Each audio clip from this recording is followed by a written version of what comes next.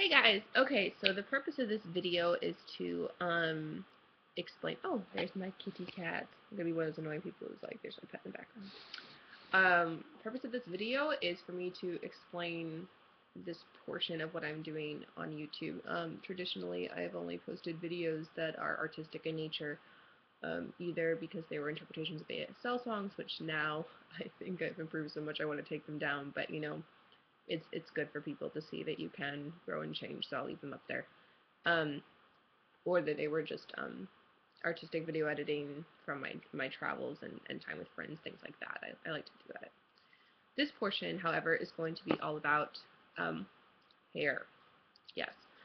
So I have very thin hair. I have early onset female pattern baldness, alopecia, which was diagnosed last year, and maybe I should go and get a second opinion and see if there's something I can do about it. But from all the research that I've done, there's really not much.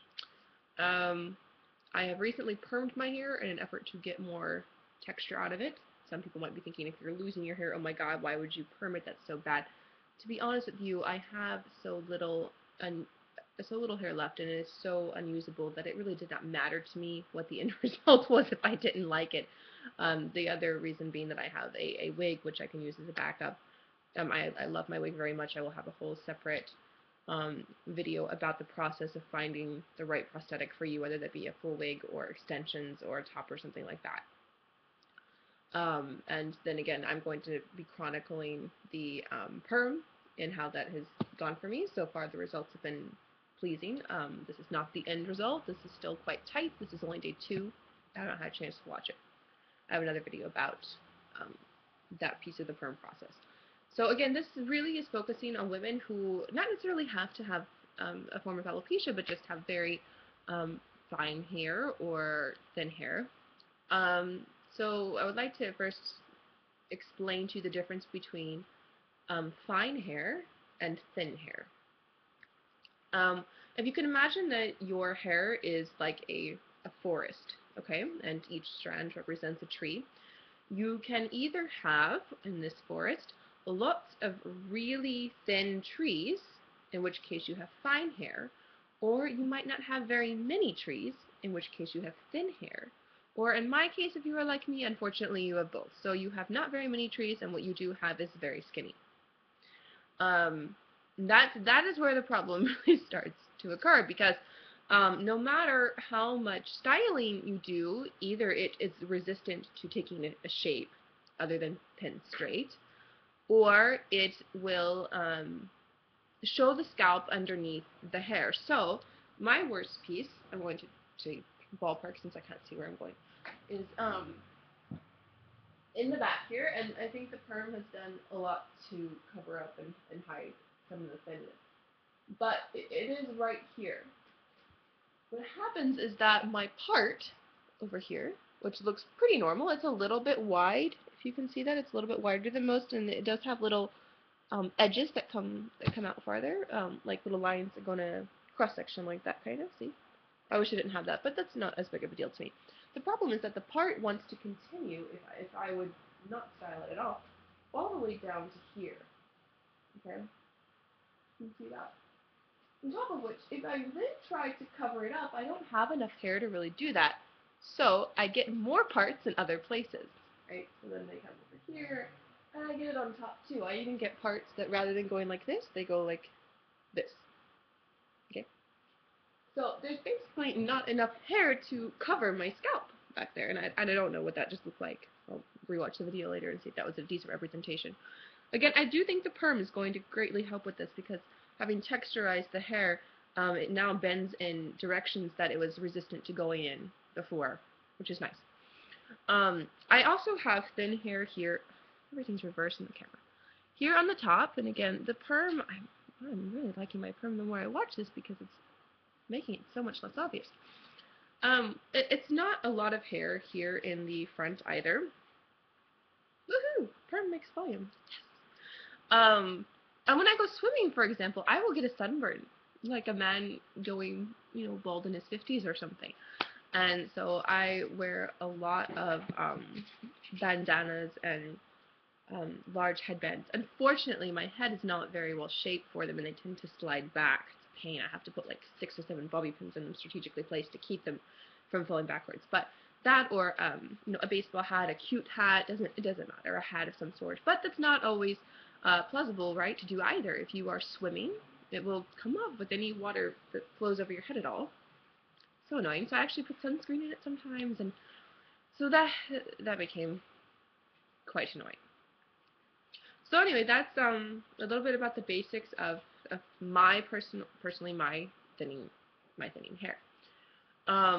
The options that I was presented with when I went to the doctor. Now understand how I finally got to the point where I recognized that I had a problem was that I've always had thinner hair, but it was nothing that was problematic.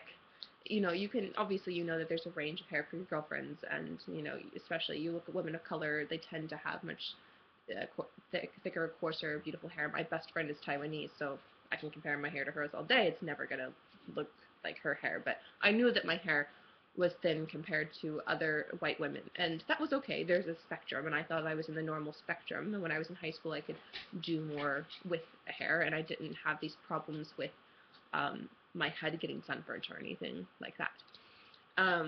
Then when I got to college, it started to slowly come out. Now here's the thing, I had never highlighted, I had never bleached my hair. However, I had dyed it red a few times when I was in high school, typically after breakups. I don't know why we women always feel the need to change our hair after we go through something emotional like that, but we do, right?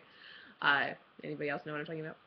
So, and that would slowly fade to blonde, probably because there is obviously, I've learned a lot more about hair products since then, and there is a certain amount of stripping of color in order to add on that red. So I'm sure there is, you don't bleach blonde or make it, there is enough of a, I forget what the name it is. It's not a deposit. It does strip some of the color away. Anyway, so I thought maybe it was because of that, so I didn't really panic. Then I didn't dye it again for a couple years. It all grows back out. I deposit color on it, which is actually pretty healthy, in semi or demi-permanent hair colors, which is actually pretty healthy for your hair. It's like that fine off. Okay, I get to graduate school, and I'm starting to really recognize that I have thin hair here, and there might be a problem. Grad school, 2 years. I'm wearing more hats. I'm taking a lot of time styling it in the mornings, trying to cover up these spots. I get engaged after I graduate school. So I was engaged in March of 2012. And at this point, I had become concerned about my hair. I had talked about it with my mother, but I hadn't had the guts to go to a doctor about it. And my fiance does a surprise engagement thing by having photos taken of the actual proposal. So someone was hiding with a very large, like paparazzi style lens and taking photos. It was wonderful. I did not know that the engagement was happening that day. Thank God I looked decently cute, but had not put a ton of effort into my hair either. And as a result, I ended up filtering out a third to half of those photos simply because the angles at which they were taken, you could see the scalp. Remember I was talking about that extra parting look, right? Looks like I have like 4 or 5, sometimes 7, who knows, parts all over my hair. And I will try to find a photo of that to add in the corner or something. I'll do a little video at it so you can see. But so I threw those out because they didn't look very good. So I went to the doctor shortly after getting engaged, and probably went to the doctor in April or May of last year, and explained the problem to him. And I gave him the whole history of any damage that I had done to my hair when I was in high school and early college through dyeing, and he said that it wasn't because of anything that I had done. My hair was quite healthy. I just didn't have a lot of it. And so I explained, the way the progress had gone as well.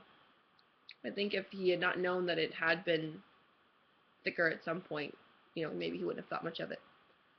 When I went to him, I would say that I had lost at least half of the hair that I've had in high school. And again, I didn't start with that much, remember.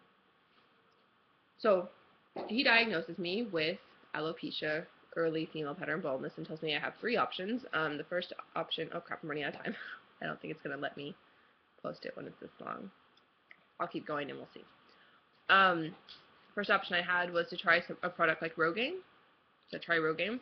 And if you read the back of the Rogaine instructions, first of all, you're going to have to wait about a month to 2 months to really see any results. Second of all, it feels like crap on your head. It's a terrible feeling. It feels like you have been swimming in a pool and then jumped in the ocean and then put mousse in your hair and you weren't going to wash it out anytime soon. So, and that's right at your root, and it just feels nasty and gross. And I could tolerate all that. You have to do it twice a day, by the way. And I could tolerate all that if it wasn't for the fact that it would also said that the product will peak in its capabilities after about 6 months. So you have to wait a month to 2 months to see any difference, and then after 6 months, that's all you're going to get, and it may go back to normal after that. That didn't sound very appealing to me. And that was using the Rogaine for men as well, which the doctor recommended. The women's is weaker and said at this point I needed the men's strength. The other option was to take a pill, which would change the hormone levels in my body. Perhaps I have too much free-roaming testosterone or something. I can't remember exactly what it was. But I did do research on this pill, and it's, you know, if I accidentally got pregnant during that time, it would cause birth defects in the baby. I did not like the idea of it adjusting with my hormone levels. I read some things about it from other people. It didn't sound like a very good option. And on top of that, the pill was not designed for hair loss. Okay, the pill was designed for women who were, I think, presenting with too many masculine features or something like that. Which does not sound great to me. But it wasn't designed for the hair loss. That was just a gamble that, hey, it's possible it might help this. Some people said it does. And he told me again the third option that I have was to do nothing, which is what I went with. So I went with the do nothing option, except for to try wigs and to try different hairstyles. So the rest of this video series is going to be about those hairstyles and wigs. I don't know if it sounds like anybody else's story. It sucks, but, you know, adapt, right? Okay. Have a good day.